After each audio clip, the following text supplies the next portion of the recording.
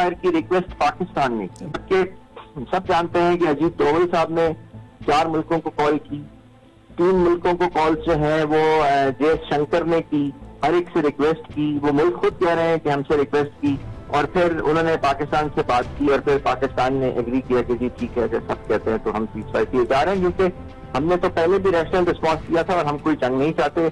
हम पे तो एक तरह से हमें तो इंसाइट किया गया है और हमारी टेरिटोरियल जो इंटेग्रिटी है और हमारी जो रेड लाइंस है वो एक के बाद एक क्रॉस की गई है। तो जब बिल्कुल एक्सट्रीम पे पहुंच गया तो उसके बाद तो इवन रेड लाइंस जब खत्म हो गई तो पाकिस्तान ने तब एक कैलकुलेटेड, डेलिबरेटेड और वेल थॉट आउट रिस्पॉन्स दिया।